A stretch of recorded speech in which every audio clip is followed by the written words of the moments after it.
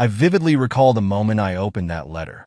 For a brief second, the words danced and blurred before my eyes, my mind unwilling to process the stark reality laid out before me. I blinked, rereading the lines, clinging to the hope that they would somehow transform, that perhaps it was all a misunderstanding. But the truth remained unchanged, glaring at me as obviously as the ink on the page. In that instant, the world I once knew, the life I had trusted, shattered into pieces. But let's backtrack for a moment. It had started as an ordinary day, one of those where you anticipate nothing out of the ordinary. The sun filtered through the half-drawn blinds, casting a gentle glow over the kitchen, while the enticing aroma of freshly brewed coffee filled the air. The house was peaceful, interrupted only by the faint hum of the dishwasher and the occasional scrape of a chair against the tiled floor.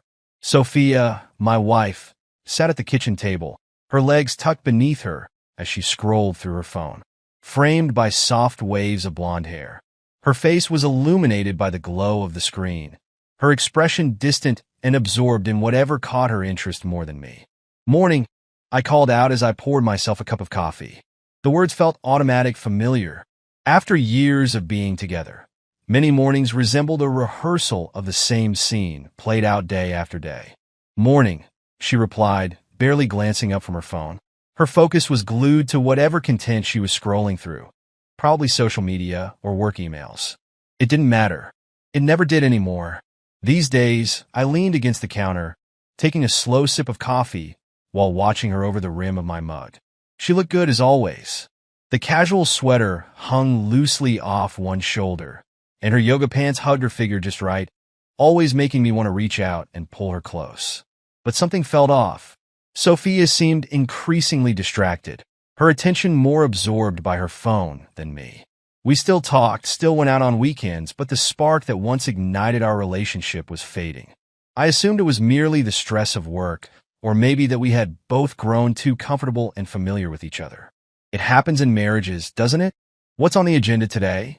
I asked, trying to spark a little conversation as I set my mug down on the counter. "Not much," she murmured, still not bothering to look up. "Maybe run some errands, hit the gym, then I'll grab something for dinner." "Cool," I replied, but my voice felt distant, as if we were speaking from different rooms. I glanced at the clock. 7:45. Time to head out. My briefcase sat by the front door, and my keys jingled in my hand as I picked them up. Sophia remained at the table, engrossed in her scrolling. No wubbiekis. No warm send-off. Just the rhythmic clicking and scrolling of her phone. I try not to let it eat away at me. It wasn't always like this, but today felt a little more pronounced than usual. "See you tonight," I said over my shoulder. "Yeah, see you," she answered without a second glance. The drive to work was the usual blur of traffic and morning radio chatter. The streets were filled with the familiar sight of cars and families all heading to their daily routines. I parked at the office building, a glassy, sterile structure, and went through the motions of yet another day filled with finance meetings, reports, and emails. Hours slipped by, but my thoughts drifted back to Sophia. That unsettling feeling in the pit of my stomach hadn't left me. Something was definitely off. Maybe I was just being paranoid, but a nagging whisper suggested that our quiet suburban life wasn't as perfect as it appeared. Lunchtime arrived, and my phone buzzed with a new message, not the kind I had expected. The subject line alone was enough to make me freeze. "Midnight. You deserve to know the truth." It wasn't from a number I recognized. The name on the email was Rachel, someone Sophia had mentioned a few times, a coworker perhaps, or a friend from the office. But this wasn't a casual email. It carried an ominous weight that I wasn't ready to confront. My finger hesitated over the screen for a moment before I clicked it open. That's when everything changed. The letter was now burned into my mind, and at that moment, the rest of the day felt like a fading echo of a life I could hardly recognize. Everything before reading that email seemed distant, blurred by the heavy truth I had just uncovered. But before that, it had been just another day, a typical Tuesday in the life we had built together. It was the kind of day where nothing remarkable was supposed to happen. The office buzzed with the familiar sounds of ringing phones and clattering keyboards. I immersed myself in work, as I always did. My finance job wasn't glamorous, but it paid well and provided enough stability for me to feel like I was doing right by Sophia and me. That's the deal you strike in life, isn't it? You pour in the hours, grinding away for years so you can afford the house, the vacations, and those weekends spent pretending everything is fine. But now, looking back, I can see how we had both merely been going through the motions. That morning had felt like every other one before it, but now I recognized the cracks in our foundation, cracks I had stubbornly refused to see. By lunchtime, fatigue had already set in. The sandwich I had packed the night before, a simple turkey on whole wheat, sat on my desk half-eaten. My hunger had vanished, consumed by the gnawing sensation that had followed me from home to work. I checked my phone, scrolling through emails in a daze. That's when the message from Rachel arrived. For a brief moment, I thought it might be work-related, perhaps an update on a project involving Sophia that required my input. But the subject line hit me like a punch to the gut. You deserve to know the truth. I froze in place. What truth? What was I supposed to know? With my heart pounding in my chest, I opened the email. It was a short, blunt message, exuding an urgency that felt like a physical blow. You don't know me well, but I think you should be aware of the truth about Sophia. I work with her, and I've witnessed things I can't keep to myself any longer. She's been seeing someone else for quite some time. I'm really sorry, but I thought you needed to know. That was it. No elaboration, no details, just those few chilling sentences. My stomach twisted as the weight of her words sank in. Sophia was cheating on me, my wife, the woman I had built my life with over the past 7 years. Suddenly, all the signs, the distance, the late nights, the time spent glued to her phone, started to make sense. I sat there, staring blankly at my screen, the sandwich forgotten. The buzz of the office faded into the background as the reality of what I had just read consumed my thoughts. I wanted to call her, to demand an explanation, but what could I possibly say? Did you cheat on me? It sounded absurd, like a line pulled straight from a bad movie. Yet there it was in black and white, and I couldn't bring myself to believe it. For the rest of the afternoon, I drifted through work like a ghost, my mind clouded with questions. Who was she seeing? How long had this been going on? Was Rachel even telling the truth? Or was this some cruel trick aimed at sabotaging my marriage? Deep down, however, I knew something had been amiss for a while now, and I had chosen to ignore it. When I finally left the office, darkness had fallen outside. I drove home, my grip on the steering wheel tightening, knuckles turning white as I battled with the anger and confusion swirling within me. My mind raced through every conceivable scenario, trying to explain how Sophia could betray me, why she would choose to do so. I replayed the past few months in my head, the way she had been distant, how she always seemed preoccupied with her phone whenever I was nearby. The nights she claimed she was working late gnawed at me. As I pulled into the driveway, the house appeared the same as ever. The lights were on, curtains drawn tight. Everything looked perfectly normal, like the picture-perfect suburban life I had believed we were living. Yet inside, I sensed that something was broken. I sat in the car for a few moments, staring at the front door, wondering what awaited me on the other side. Would she be there to greet me like she did every night? Would she look at me with warmth in her eyes, the way she used to? Or would I see something else? Guilt, regret, something I hadn't been able to recognize before? Finally, I stepped out of the car, the weight of that email still heavy on my mind.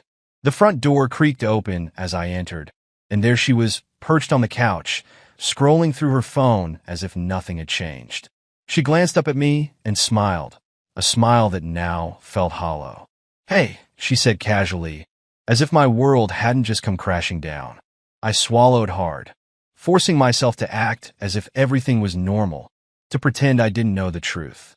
"Hey," I replied, my voice strained.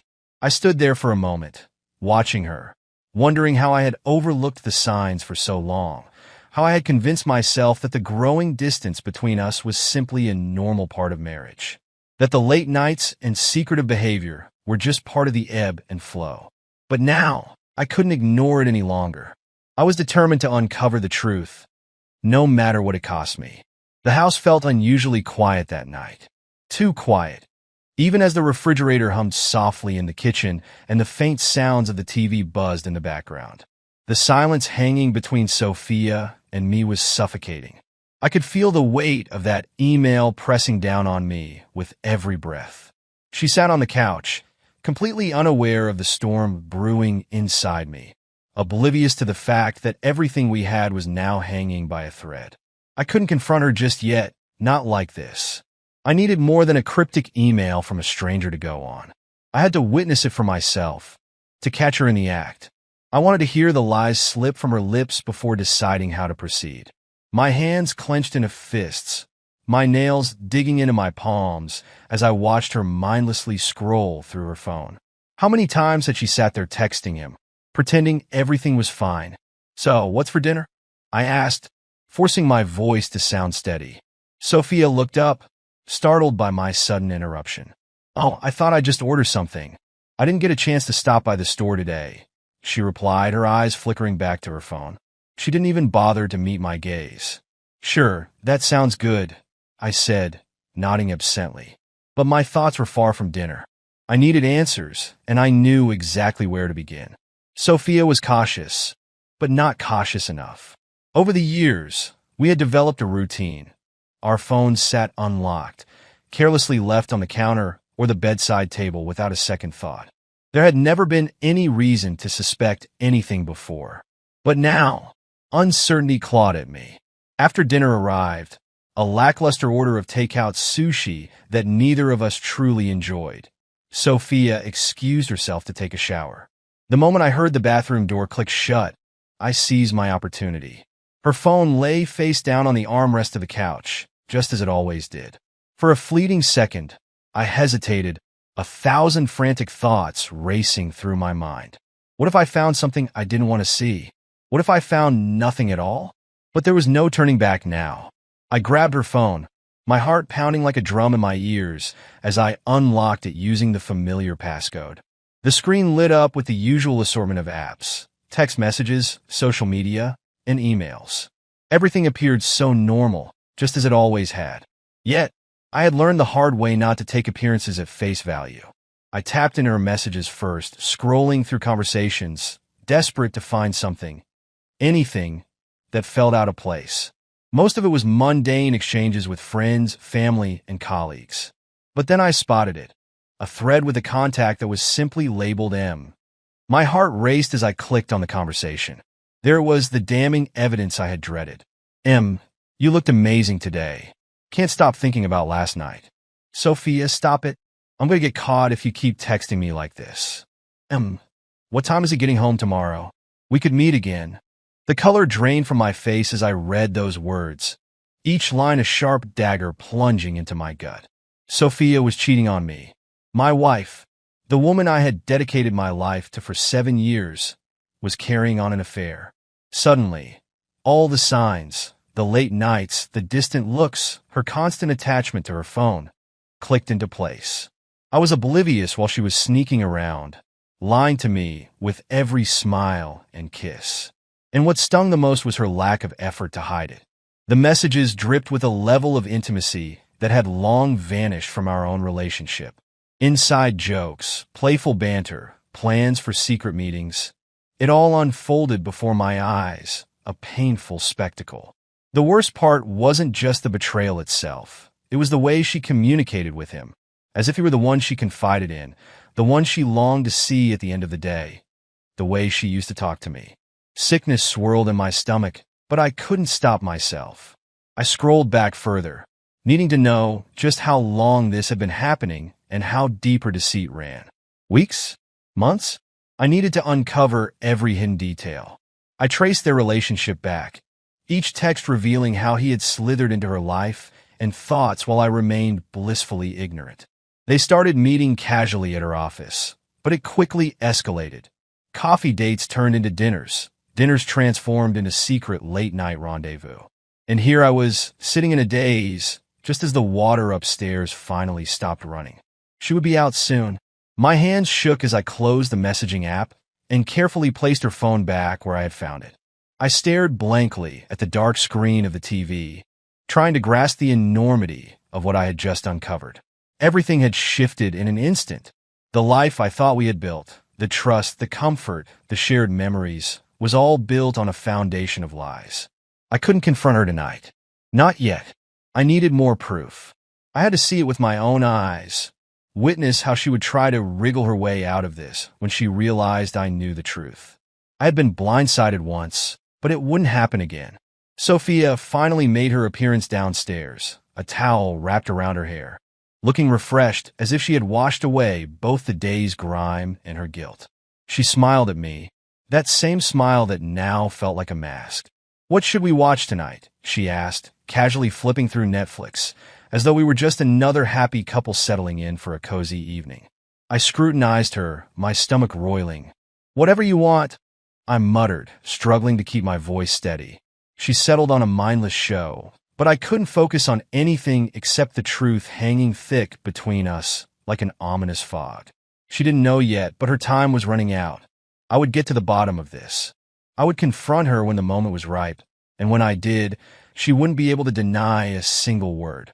The next few days felt like a haze, each moment weighed down by the bitter realization of what Sophia had been hiding from me. I replayed her messages with that faceless stranger repeatedly in my mind, dissecting every word, every careless promise she had made to him. Reading wasn't enough. I needed to see it unfold right before my eyes. I had to catch them together, feel the full weight of her betrayal crashing over me before deciding my next move. So I waited, playing the part of the oblivious husband, navigating through the motions of daily life while she continued her affair, completely unaware that I was onto her. But beneath the surface, my anger simmered, hot and dangerous, waiting for the right moment to explode. And then it happened. She casually informed me that she had a late meeting at work that night. Just another typical excuse. "Don't wait up," she said, giving me that same rehearsed smile, the one she had mastered to keep her lies neatly wrapped. "Fine by me," I replied, feigning indifference. I told her I would just order takeout and relax at home. She kissed me goodbye, a quick peck, her mind already elsewhere. I watched her leave, knowing full well she wasn't heading to any meeting. After waiting 20 minutes, just enough time for her to think I wouldn't suspect anything, I grabbed my keys and followed her. Her car was easy to spot. She always parked in the same spot near her office like clockwork. But this time, Sophia didn't enter the building. Instead, she crossed the street to a small cafe, the kind of cozy spot we used to frequent in the early days of our relationship, back when things felt genuine between us. I slipped into the shadows, watching her from a distance, my heart racing with each step she took. And then I saw him. He was seated at a corner table, his back turned to the window. I couldn't make out his features at first, but I recognized him instantly, the infamous Sim. When Sophia walked in, her face lit up in a way I hadn't seen in months. She slid into the chair across from him, leaning in as they began to converse. My stomach twisted in knots as I watched her reach across the table to touch his hand. Every laugh, every smile she shared with him felt like a dagger to my heart. This man, this stranger, had become her whole world. Then, without hesitation, Sophia leaned across the table and kissed him. It wasn't a friendly peck or a casual goodbye. It was a deep, lingering kiss, the kind she hadn't given me in far too long. My chest burned as I watched her lips pressed against his, her fingers threading through his hair, as if she couldn't get enough of him. They didn't even attempt to hide it. To them, I was invisible. The rage boiling inside me was unlike anything I had ever experienced. Hot and cold all at once, a powerful wave of anger and betrayal crashing over me so forcefully that I could barely breathe. I envisioned storming into that cafe, dragging him out by his collar, making him pay for touching her. I wanted to confront Sophia, demand answers, scream in her face, and make her feel every ounce of pain she had inflicted on me. But instead, I turned around and walked away. I wouldn't give them the satisfaction of seeing me broken. Not yet. I drove aimlessly for hours, my thoughts swirling in a tempest of fury and confusion. How could she do this to me? To us? After everything we had endured, all the promises we had made, how could she toss it all away for someone like him? I gripped the steering wheel so tightly my knuckles turned white, My jaw clenched in a silent scream. But as the initial shock began to wear off, something darker took its place. The anger remained, burning fiercely within me, but now it felt sharper, more focused. I wouldn't confront her in a dramatic outburst. No, I was determined to make her regret this betrayal in the most calculated way possible. If she wanted to destroy our marriage, then I would destroy her. Then the idea struck me. It was almost too perfect, too poetic. Sophia's mother, Linda, was the type of woman who turned heads wherever she went. Yes, she was older, but she had that timeless beauty that made people stop and stare. Her dark hair was always impeccably styled, and her body was fit and toned from years of yoga and Pilates. She had always been friendly, almost flirtatious in a way I had previously dismissed as her outgoing nature. But now, reflecting on it, I recognized there had always been an unspoken tension between us, something I had never dared to explore until now. If Sophia wanted to betray me, I would show her what real betrayal looked like. I didn't think twice as I turned the car in Linda's direction, my heart pounding with a strange mix of anticipation and determination. I knew what I had to do. I had to make Sophia pay. What better way to achieve that than to take away the one thing she could never replace, her mother? When I arrived at Linda's house, it was late, but the lights were still on, indicating she was home. I knocked on the door, my mind racing with the plan that was rapidly forming. Linda opened the door, her expression shifting from surprise to concern as she took in my disheveled appearance. "Ethan," she asked softly, her voice laced with worry. "What's wrong? It's late." I gave her a look that conveyed more than words ever could. "I just need to talk about Sophia," I said, my voice strained yet steady. Linda stepped aside, inviting me in. She led me to the living room, where she settled next to me on the couch, her hand gently resting on my arm as she listened intently. I poured out my heart, telling her about the growing distance, the way Sophia had changed, and the web of lies that had ensnared us.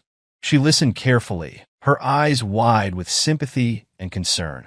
"I'm so sorry, Ethan," she whispered, her hand moving to mine, giving it a gentle squeeze.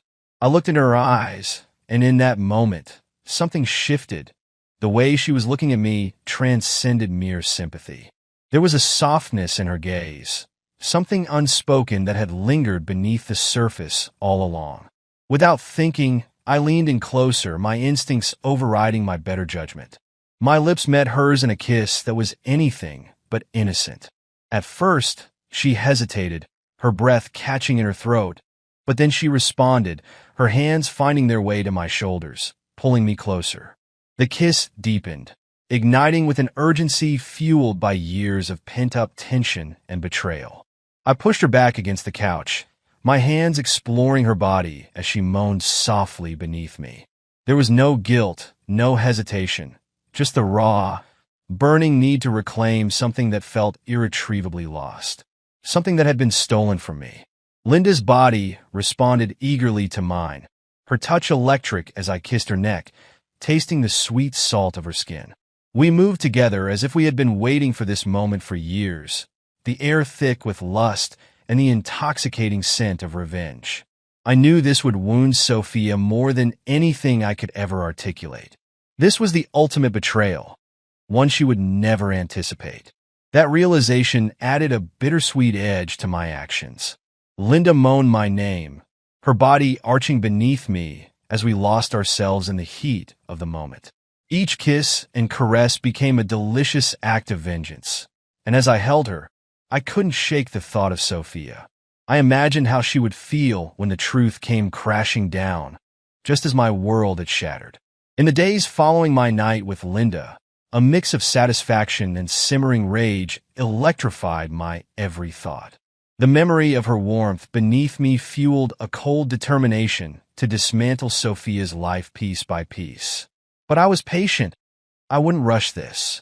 Sophia had no clue that I knew her secret, nor that I had crossed a line she would never recover from. Soon enough, she would grasp the full magnitude of my revenge. One evening, Sophia returned home after yet another supposed late meeting, her lies now transparent as glass. Each one spilled from her lips with an effortless ease that made my skin crawl. I played the dutiful husband, observing her every move, fully aware that her world was teetering on the brink of destruction. As she stepped into the living room, I noticed the slight flicker of panic in her eyes and the hesitation in her movements. Something was off, and deep down, she sensed it. "Hey," she said softly, attempting to sound casual, but I could hear the quiver in her voice. "How was your day?" I bypassed any small talk, my voice firm and unyielding. "We need to talk." Sophia froze, her hands clutching the strap of her bag. For the first time in weeks, she truly looked at me, really looked at me. Maybe she saw something dark and menacing in my expression because her face drained of color. "What about?" she asked, her voice trembling small. I leaned back in my chair, crossing my arms, locking my gaze onto hers. "I know, Sophia," I stated, my tone as cold as ice. "I know about you and him. I've known for a while now." The color drained completely from her face, and she stammered, searching for a lie to salvage her crumbling facade. "What? What are you talking about?" "I don't." I interrupted her, my voice sharp and unforgiving. "I've seen the texts. I've seen you with him. Hell, I even watched you kiss him, Sophia. So don't insult me by pretending it's not happening." Her mouth opened and closed, but no words came out. She was trapped, cornered with nowhere to run. "How could you do this?" I pressed, my voice low, simmering with barely contained fury. "After everything we've built, after everything I've done for you, you throw it all away for him. Was it worth it? Was cheating on me behind my back worth everything you're about to lose?" Tears welled in her eyes, but I felt nothing. Her guilt and shame meant nothing to me now. She had made her choices, and now it was time for her to face the consequences. "I'm sorry," she whispered, her voice shaky as the tears began to fall. "I can fix this, Ethan. Please, we can work through this." I let out a dark laugh that echoed through the room, making her flinch. "Fix it? There's nothing to fix, Sophia. You destroyed this. Not me." Rising to my full height, I loomed over her, my presence cold and unwavering. "And you want to know the best part?" Confusion flickered across her tear-streaked face. "What? What do you mean?" "I slept with your mother." The words exploded in the air, landing heavily between us like a grenade, and Sophia staggered back, her hand covering her mouth as if my confession had physically struck her. She stared at me, wide-eyed, disbelief and horror etched into her expression. "What?" she stammered, shaking her head as if denial could rewrite reality. "No, you're lying." I stepped closer, my eyes locked onto hers. "I'm not lying, Sophia. While you were off with your little lover, I was with Linda. And guess what? She was easier to seduce than you might think." Her breath caught in her throat, and her hand flew to her chest, struggling to breathe as the full weight of my betrayal sank in. "You slept with my mother?" she whispered, her voice barely above a whisper. I nodded slowly, a cold smile creeping onto my face. "That's right. While you were busy sneaking around, I was giving your mom exactly what you denied me for months. And you know what? She was better than you. A hell of a lot better." Tears streamed down her cheeks, her body trembling as she struggled to process the enormity of what I had done. But I wasn't finished. Oh no, not yet. "This is what betrayal feels like, Sophia," I said, my voice dropping to a low growl. "This is what happens when you screw me over. You think you can sneak around behind my back and cheat on me like I'm some kind of fool? No, you don't get to mess with me and walk away unscathed." She was sobbing now, a broken shadow of the confident woman she once was, reduced to a quivering mess at my feet. "Please, Ethan," she cried, her voice hoarse and desperate. "Please don't leave me." I crouched down, bringing my face close to hers. "Oh, I'm leaving you, Sophia. I'm leaving you with nothing. No home, no marriage, and no mother who can look you in the eye without remembering what happened between us. This is what you've earned." I stood up, my heart ice cold and my mind sharp. She had obliterated everything we once cherished, and now I had shattered her. There was no turning back. I turned to leave, each step slow and deliberate, savoring the final moments of my triumph. As I reached the door, I glanced back one last time. She was crumpled on the floor, a wreck of sobs and despair, her world reduced to ruins. I let the silence stretch out, allowing her pain to seep in before delivering my parting shot. "Don't mess with me, babe." With that, I walked out the door, leaving her to drown in the wreckage of the life she had destroyed.